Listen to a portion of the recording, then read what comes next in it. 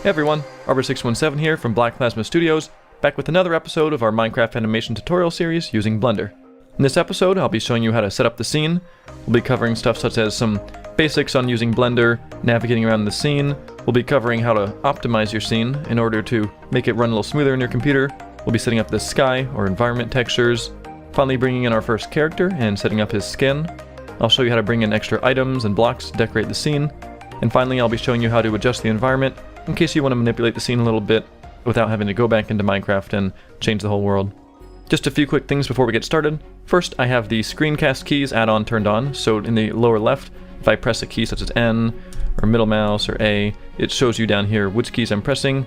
So if I ever do something and I forget to explain which key I'm pressing, or this is something you forgot, just take a look down here. Secondly, in the last episode, I showed you how to set up the default Minecraft scene, so you don't have to type out all the settings every time, and we have things like our light paths and our dimensions. We have all that all set up.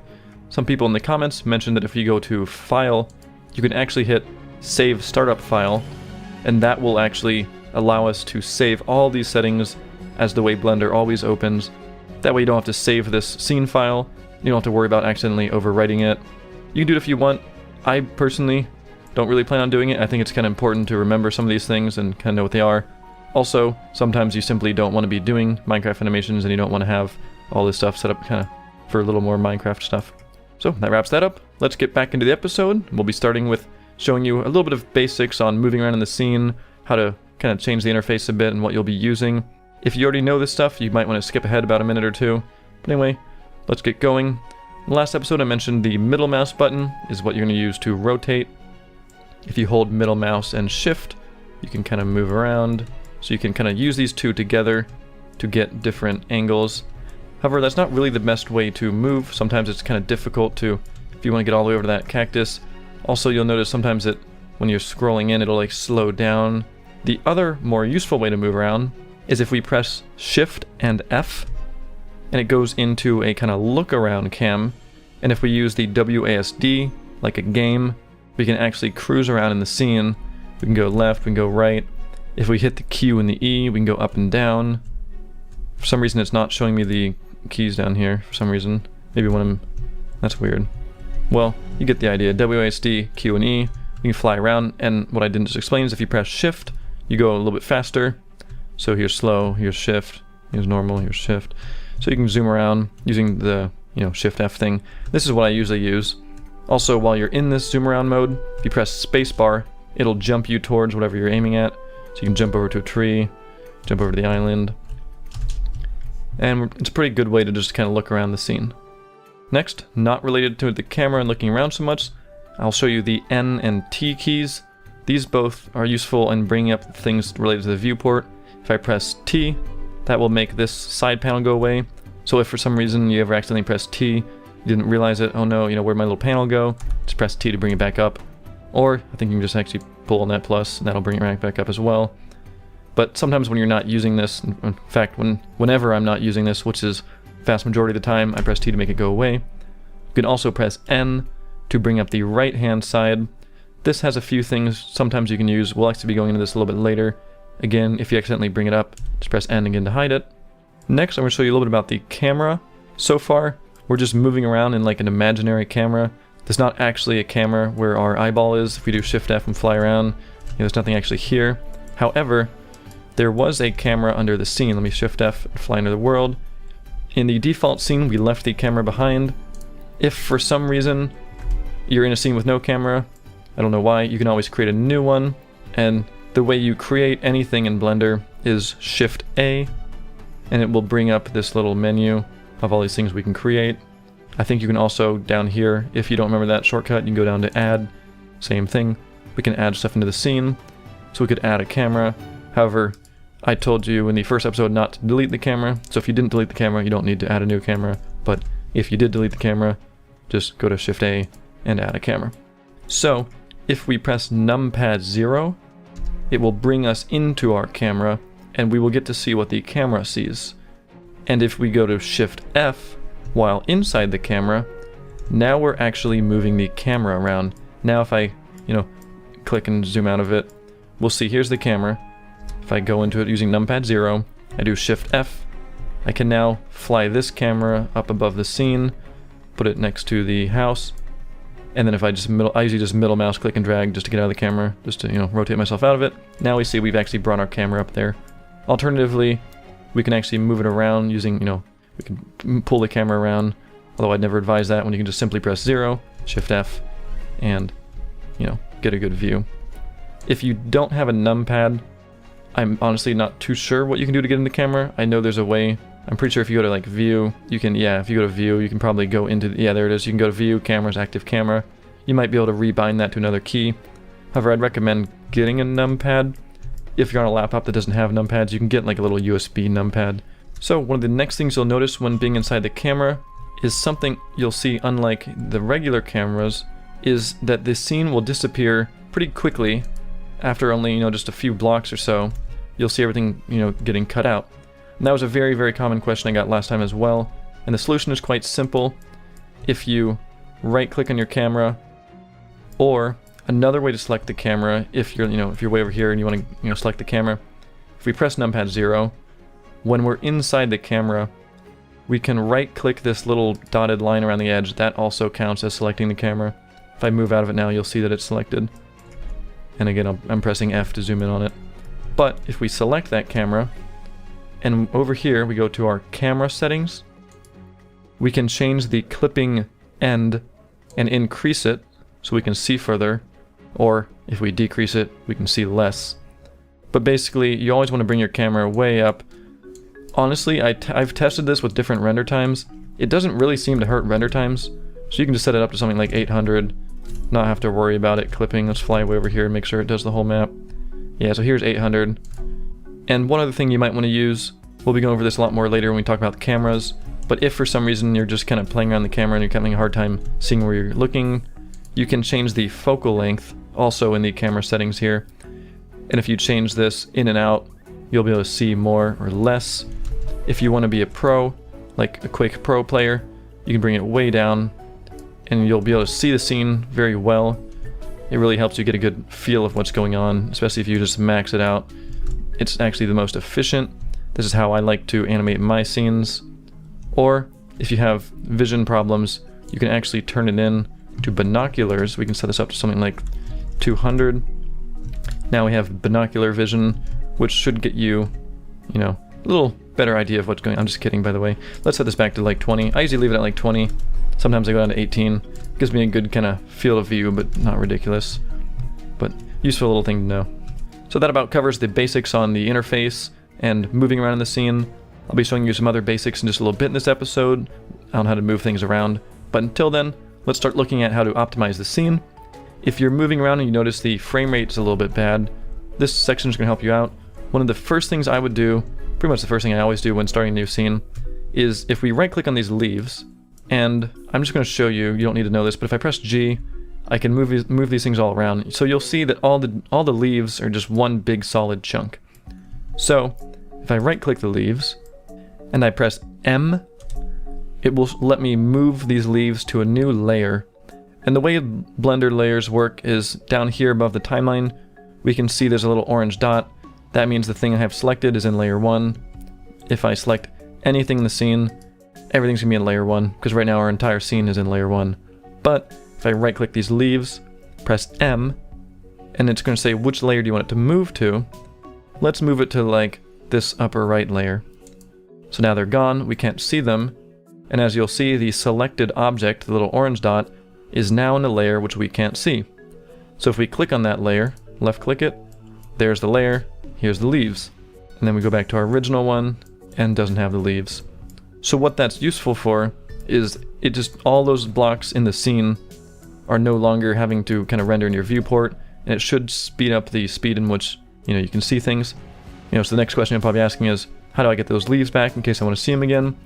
And the easiest way is if you hold Shift and left click on a layer in Blender, it'll allow you to click on multiple at once, so we can see both. We can turn one off, turn that one on, we can turn this one off. And I also usually move my grass to another layer. So let's click on the grass, press M, let's move it to this layer. So now, let's actually move these as well. So let's click on the tall grass, move that to the same layer we just did. Maybe even the flowers. So we're putting all like the little plants and flowers into the layer, what is that, layer 4, and then the leaves on layer 5. So now I can really start showing you. If I hold shift, click on this one, it'll bring it in, bring it out, bring that out, bring that in. You can really kind of play around with these. But by moving these already, we've already decreased the amount of stuff in the scene. And one thing you can actually do to get a feel for how much of a difference you've made is up here. It shows you all these things about vertices, faces, and triangles. So right now we have basically 1,000,000 triangles in the scene, but by turning off the grass and the leaf layer, we're down to 860,000 triangles, which is a pretty big difference. And this is where I stopped this section in the last tutorial series I did back in 2015. However, this time I'd like to take just another minute to show you an even further way to optimize your scene. This is a little more advanced, however, if you're genuinely really interested in doing Minecraft animations, however your computer just isn't good enough and you're having low performance, this next step could be the difference of, whether or not you're able to get good playback or not. So, what we can do, if we click on something like the grass, we can hit tab, and you'll see it opens up this, all this orange stuff.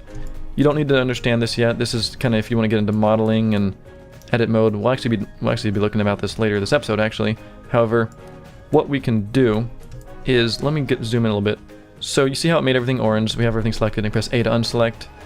If I come down here to faces, click on the face button right above the timeline. Now we can, right click any of these faces. And what we want to do, we want to cut away everything that's a little further away from our scene, and we're going to move those into another layer as well. That way we really have, just the scene we need to work with. So the scene will run very smoothly, however we're able to still have a big background that looks cool.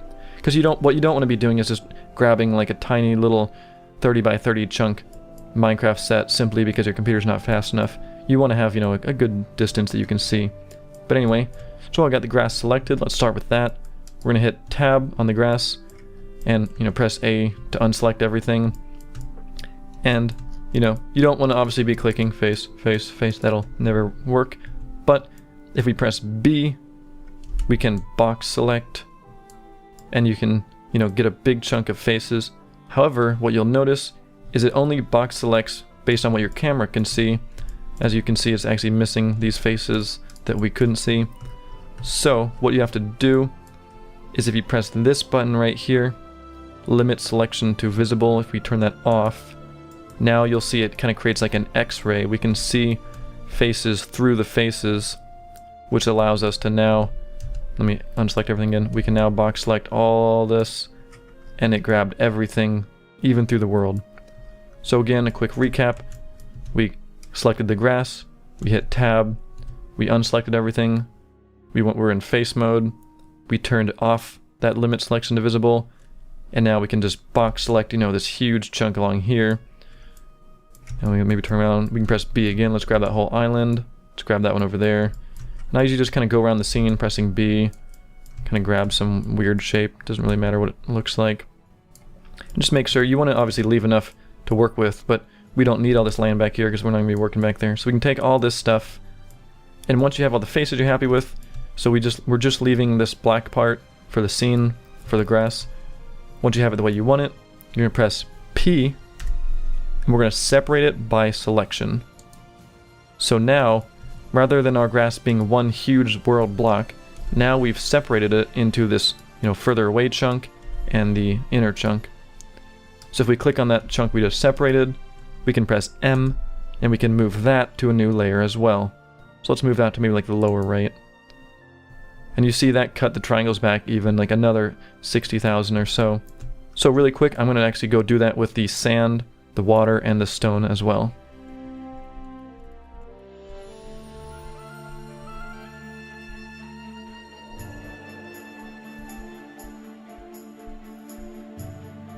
Alright, so I chopped up a lot of the world and put it into this different layer. So now I have a whole new layer that's just this, everything but the scene we're working on. And if we go back to this original scene, it looks kind of weird, obviously. However, once we hold shift and click that back on, everything connects seamlessly. There's no, problems with doing this. It only looks weird for you when you're working with it. However, we have the triangles from 864,000 to when we turn this off, down to 219,000. That's a massive improvement. If you were having trouble with your scene, you shouldn't be having hardly any as much problem now. Even on my computer, I'm noticing it's running a lot smoother now. Also, one thing I noticed while I was working with this is another little thing I kind of forgot to mention earlier. This is something I just kind of expect a lot of people to know, but in case you don't, the way to undo things is Control-Z. For example, if I click on the grass and I select a face, and I select another face, and whoops, I selected the wrong face. If we hit Control-Z, it undoes it. So just remember Control-Z undoes, in case you didn't know. So our scene's pretty well optimized now. It looks weird, but optimized. We can actually turn the grass and leaves back on, so the scene still looks nice now, but we're still way down on where our initial triangle count was. So finally, some fun stuff. Let's start bringing in the sky.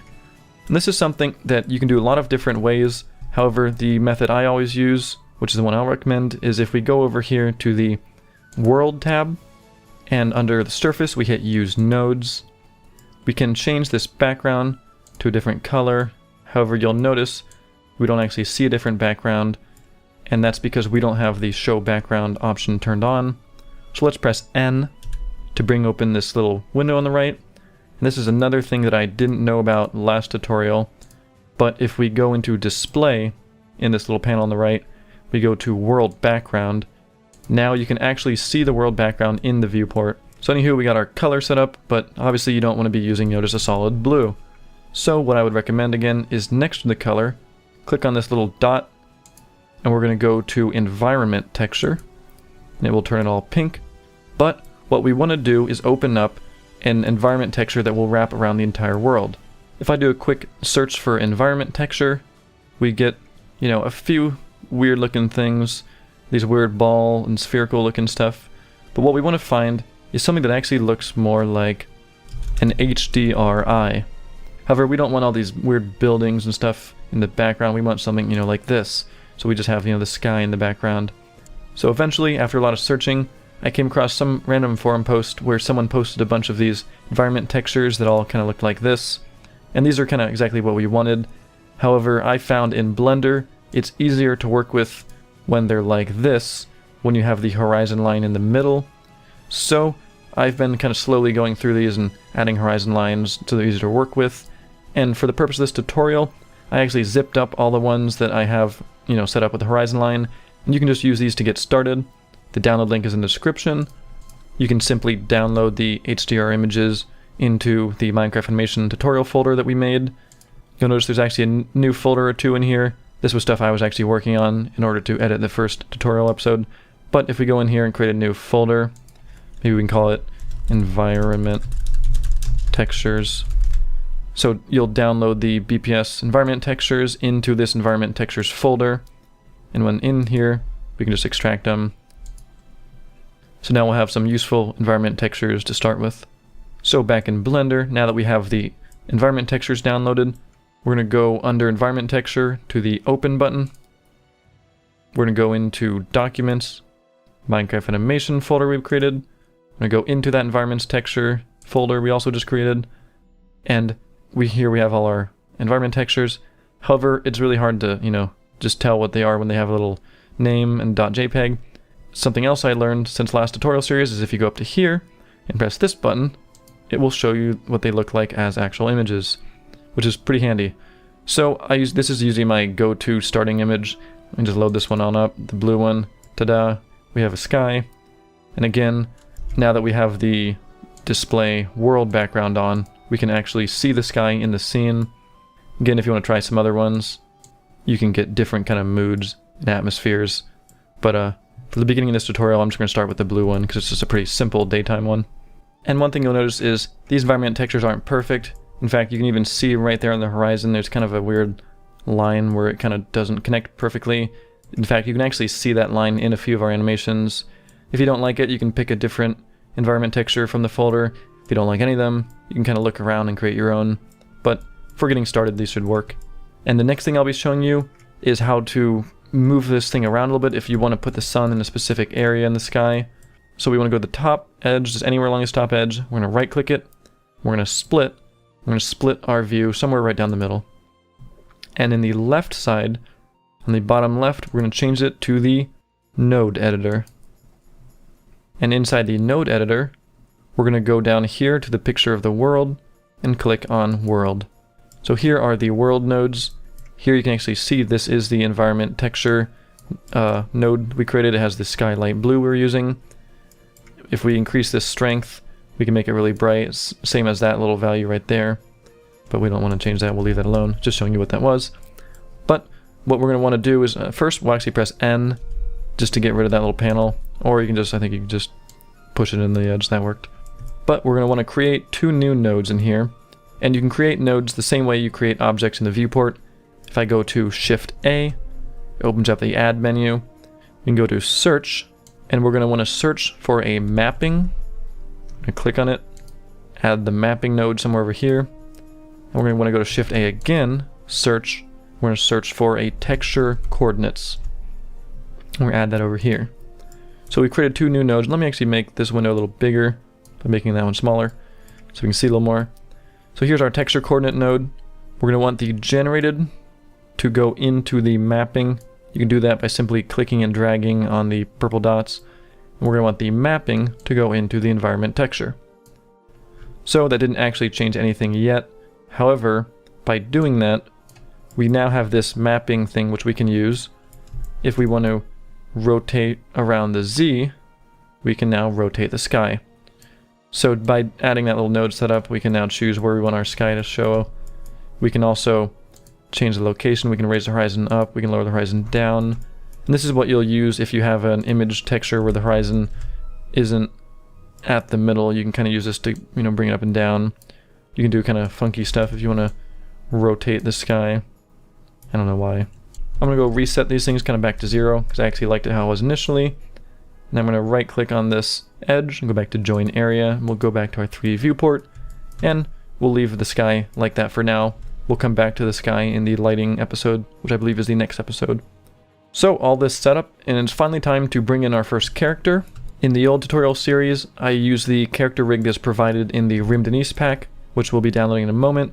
However, since then, one of our fans and friends, Pixel Frosty, created a character rig specifically for us with everything we wanted in it, and that's the one we've been using pretty much ever since he made it for us. The rig was first used in Blocking Dead, and it's been used in pretty much all of our animations since, and all the animations we plan on using in the future. So you'll be downloading the Black Plasma Studios rig if you want to be following along with the tutorial. The link will be in the description. And once we go to the link, we're going to hit download, and we're going to save it into our Minecraft animation tutorial folder. However, we might not want to just save this right into the scene, because this is like a character rig. This is something we're going to be using a lot of times. This is something you might eventually want to try different character rigs.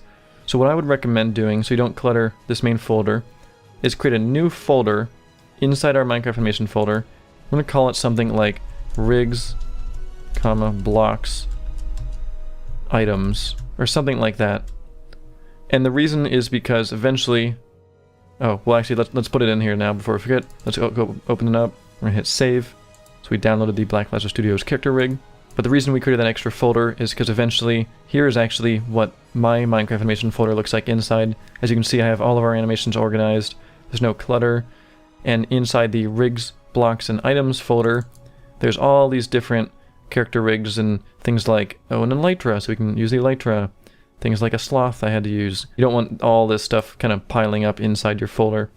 So by giving it its own little folder, it'll be a little more, organized. But let's go into it.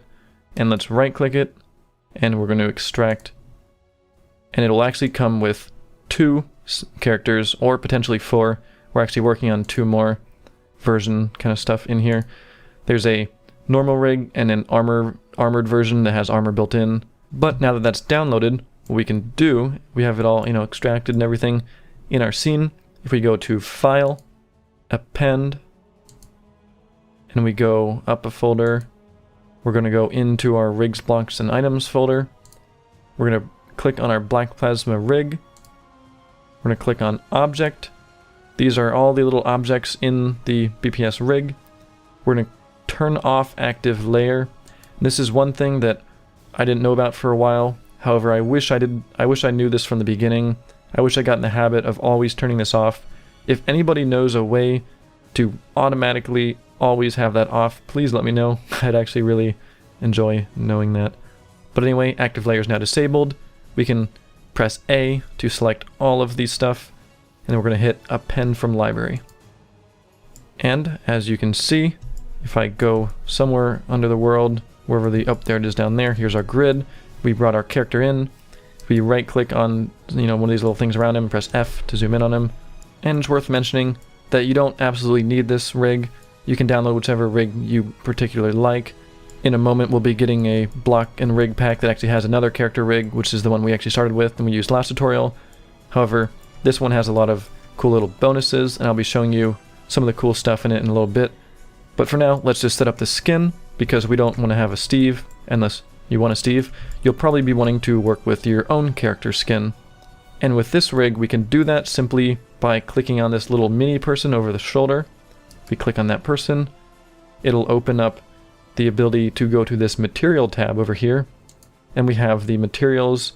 We can see we have the skin, the eyes, the eyebrows. If I go to the eyes and click on this color, we can change the color of his eyes. If we click on the skin, we have the steve.png, and that's what we'll be using to change it.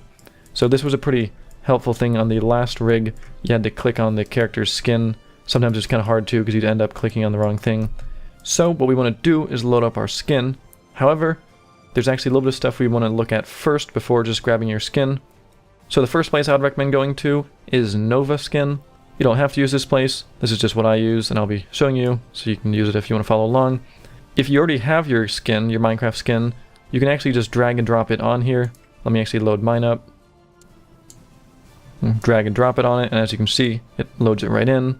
If for some reason you don't have your skin still on your computer, you can also actually go in here and simply type in your username, and it should do a quick search, and you'll see it loads up your current skin. I'm actually currently wearing pajamas due to a stream I was working on, but we can see some of our other skins. This is my usual one, and what we're going to want to do, if we want to have control over the eyes, we need to get rid of the eyes. For example, if I load up the skin how it is default, you'll see that, there's the eyes, there's also the character eyes.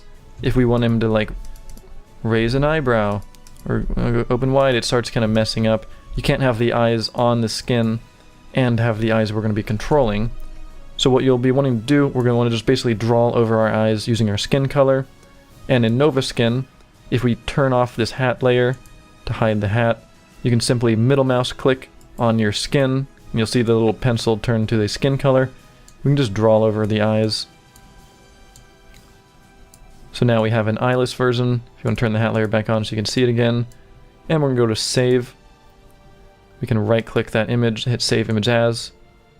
We're going to want to save it, maybe even into your rigs, blocks, and items area. We'll call it Arbiter617 skin faceless and hit save.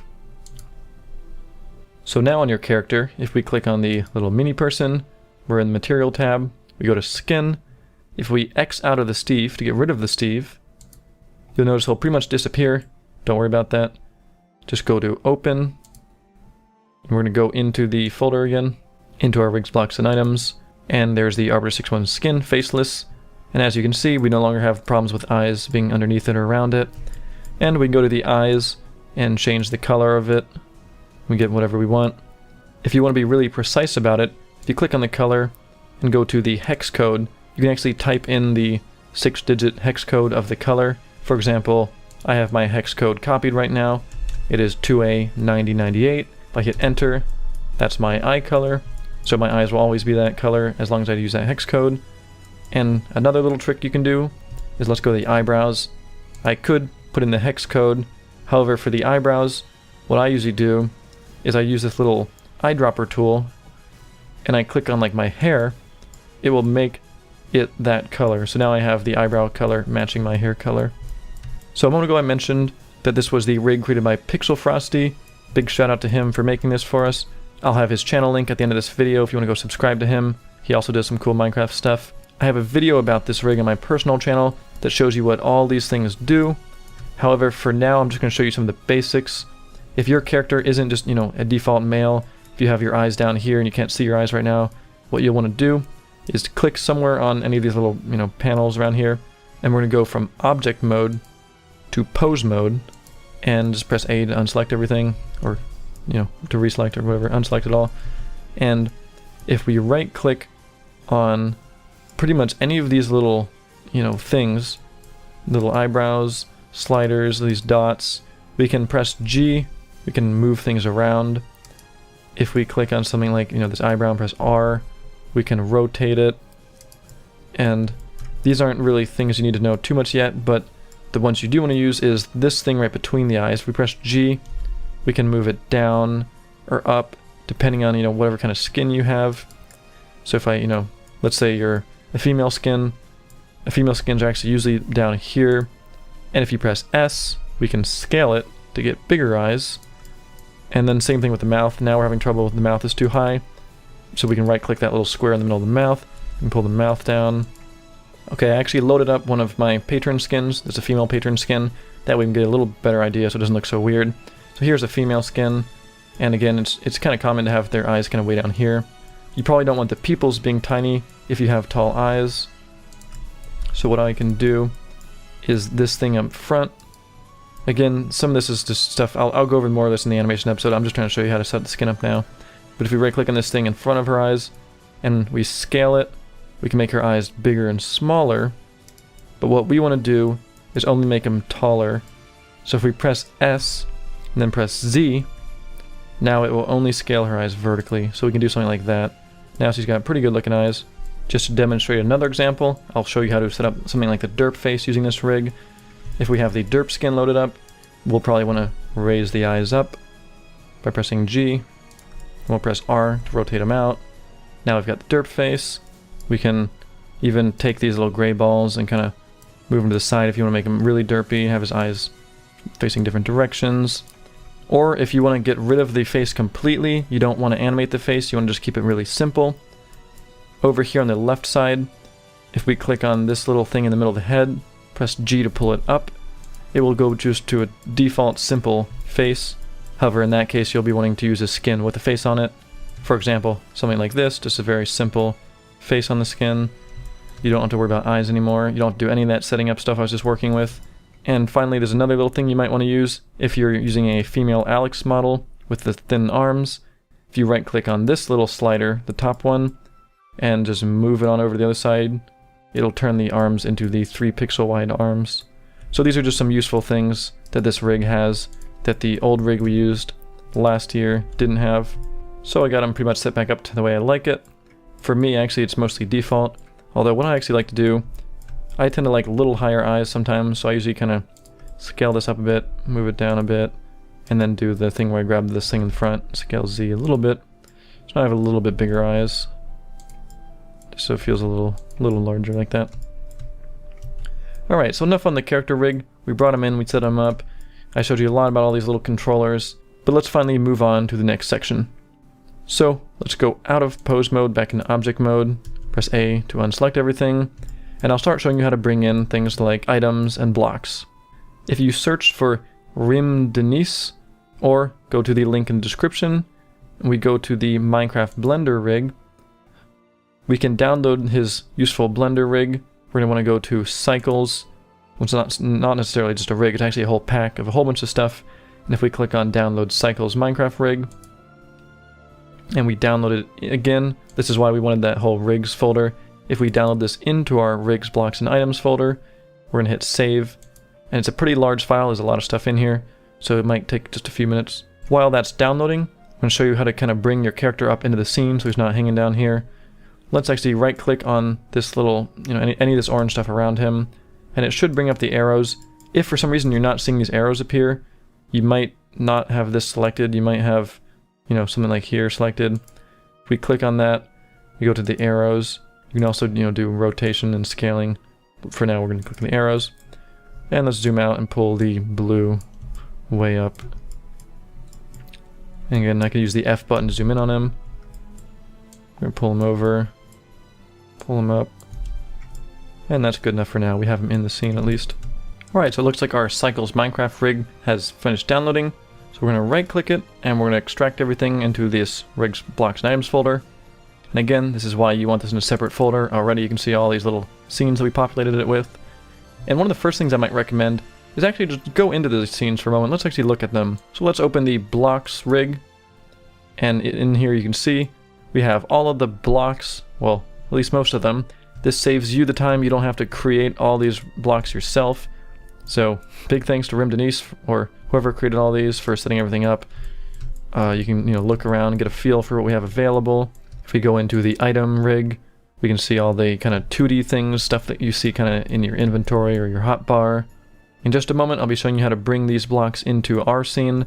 However, if you see an item in here that you like, but you don't know the name of it, if you select anything in here, in the lower left of the viewport, it'll actually tell you what the name of the object is. If you click on leaves, it'll say leaves birch. If I click on this lapis lazuli block, it'll tell us exactly how it's spelled. And that's kind of handy in a little bit, and you'll see why. So now that we have that blocks and items rig downloaded and extracted, let's go in our carrot scene, or whatever scene you're using, let's go to File, Append, and we're going to go into our rigs, blocks, and items. Now we have all these new scenes. Let's go into our blocks rig, and let's bring in, let's say, oh, maybe I want to bring in some hay bales. And as you open it up, you'll see here's all the blocks. You can look around for the word hay bales, or a little shortcut. If you go up here to the search menu and you type hay, oh look, what's that, a hay bale.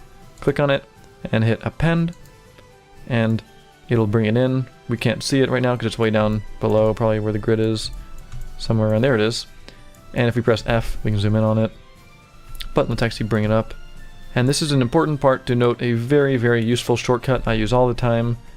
If you don't want to have to constantly be using the arrows, pulling it over here, pulling it over here, it's quite annoying to do. What you can do, if one of the things I noticed when first using Blender is the left click was kind of useless. All it does is move this weird little thing around that you never use. However, the one place I do use the left click is if I left click somewhere and I have this, the hay bale selected or whatever you want selected. If we go to Shift S, again that's Shift S, we can go to Selection to Cursor, and it will move our object to where we click. So let's say I want the hay bale on his head. Left click on my head, Shift S, Selection to Cursor. The hay bale's on his head. It's that easy to get the block exactly where you want it. If it's way down here under the world, and if we want it on his head, just boom, on his head. And the other thing to note is, again, as I mentioned earlier when I was talking about the rig, if you press G, you can move things. If we press G and middle mouse click, we can move it on a specific axis, so it only moves in that direction. If you just want to move it straight up or straight down. If we press R, we can rotate it, so we can kind of maybe press G to move it and rotate it, have it leaning up against the fence or something. We can scale it if you'll make maybe a tiny baby hay bale or something, or make a massive hay bale. If I press so, again, S to scale, R to rotate, G to grab, I guess. And if you ever want to reset these things, we want to reset the rotation. If you click Alt R, that will reset the rotation. If we do Alt S, we'll reset the scale. And if we do Alt G, it will reset the position, although we don't really need a reset position. So let's bring that thing back up here, and we have a block, we brought it in, we can set it up, and I will show you how to snap it to the world. For blocks, it's as simple as just going to down here right above the timeline. We're going to click on the magnet thing, but next to it on increment, we're going to change that to vertex. So now if I move it around, if I press G, you'll see it snaps, but it's also kind of snapping below the world, which is a little unfortunate. But if I keep moving around, I should get it eventually. Let's actually get another angle. Here we go. I had some stuff under the world it was snapping to. So now you see it snapped exactly to that little corner right here, so it should be perfectly in line with our Minecraft world. And once you have it snapped up, to the blocks, now we can actually turn off the vertex, change it to increment, and if we solve the magnets on, you'll notice it now moves in perfect blocks around the world, which is super handy that Minecraft items are all 1 block wide, and the Blender units are all in 1 block dimensions, so we can move this wherever we want. and we don't have to worry about, realigning things. Let's maybe put some hay bales over here against the house. Another little button you might want to use is, well, actually, before that, one thing you might want to use, rather than leaving this on all the time, gets a little annoying. If you turn this off, if we're moving this and we hold control, that will temporarily turn on the magnets. If I let go of control, you see how it's moving normally. If I hold down control, it goes into basically a temporary turning on of the magnets. So that's how I usually do. I press G, hold control, you can kind of snap it around. And the other button we'll be wanting to use is Shift D. That will duplicate the object. Now we have another one, so we can hold control, put it over here, and just maybe put 2 hay bales, maybe put 1 on top, duplicate it again. So now we got a little stack of hay bales. Let's try appending something other than a block. So let's go to File, Append. Let's go up a few folders, and let's go to the item rig, Object. Let's bring in something like an iron hoe. So there's the hoe iron. I just type in hoe up here. Click it, hit append. Click somewhere over here. Shift S, selection to cursor. There's our hoe. Maybe we can have it kind of leaning up here on the chest. But that's pretty much the basics of appending blocks and items. And the final thing we'll be looking at in this episode is how to adjust the world a little bit. I kind of went over this earlier when I was showing you how to, hide all this extra stuff back here. But let's just say for a second we wanted to do something like that tree over there. Let's say we don't like that tree for some reason. We want it gone. We don't want to have to go all the way back into the Minecraft map, break that tree apart, and then reload it all back in. That'd be way too much of a hassle at this point. What we can do is if we right click on anything, hit tab, go to edit mode. Again, this is some stuff I kind of already showed you earlier unintentionally when I was showing you how to kind of optimize the map. But if we click on faces, let's actually turn that option back. We have that limit selection to visible turned off. Let's actually turn that back on. But if we right click on different faces, we can simply hit delete, go to faces, get rid of these faces. If we want to delete this whole tree, I would actually turn that back off.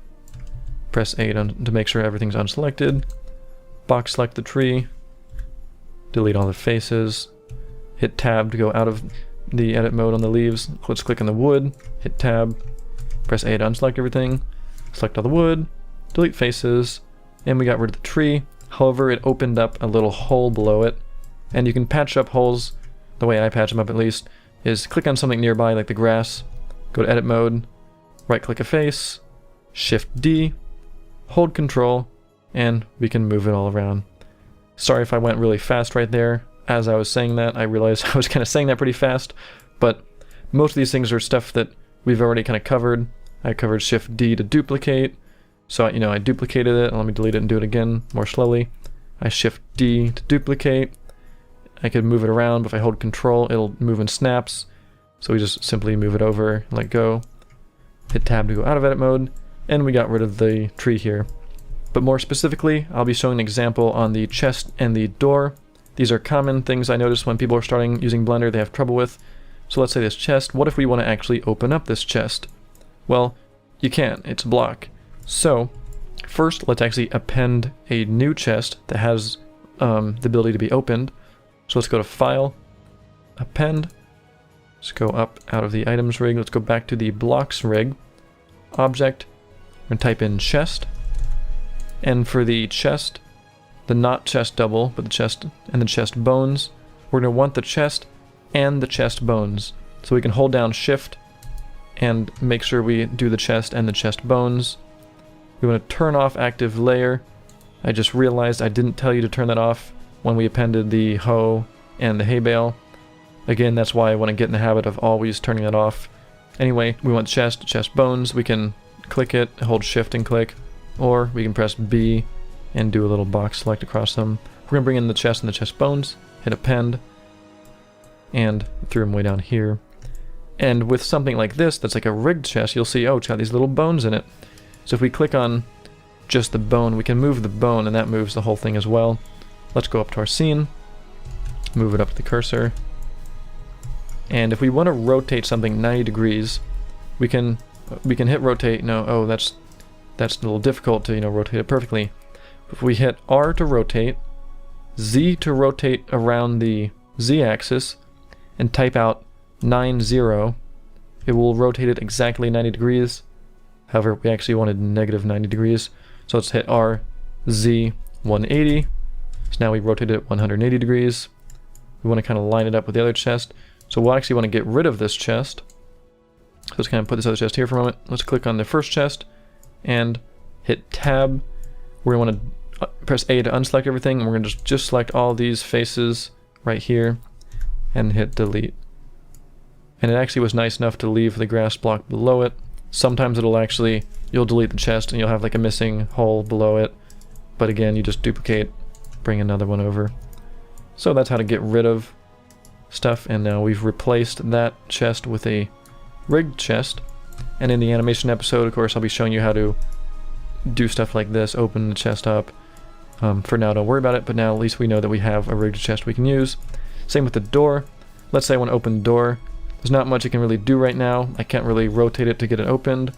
So let's hit Tab, press A to unselect everything, press B, we're going to select all the door faces, delete them, and let's import a new door. So we go to File, Append, go up one. Inside our blocks rig thing, we'll go to Door. Let's just bring in a door wood, bring it up. And the door is nice enough to have the pivot point set already right kind of on the door hinge. So if we rotate it, you'll notice it rotates nicely. So that's about it for this episode. I know I went over a whole lot of stuff. I just looked at my Audacity file and I noticed it's been going for an hour and 27 minutes. However, a lot of that's actually going to get cut out. However, that's a whole lot of stuff to cover. It's a lot to take in. But again, as mentioned in the first episode, I do want to do things a little more advanced this time. So we looked at some basic controls in the scene, how to move around. I showed you how to optimize the scene by moving things into different layers. I showed you a more advanced tip on cutting away the far edges of the map. I showed you how to bring in the sky and even add little node things so we can rotate it around. We imported our character finally. We downloaded, and I showed you how to bring in or append blocks, items, and other kind of things. I also showed you how to adjust the environment a little bit in case you want to, delete a tree or replace a chest or a door. And that was basically it for this episode. And next episode, we'll be looking into finally some materials and lighting. I'll show you how to start rendering the scene out, so we're not just looking at it in viewport quality.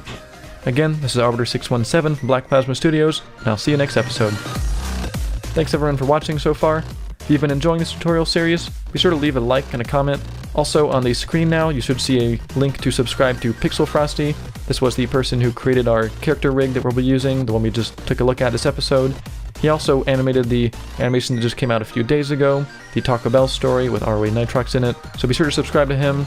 And again, thanks for watching.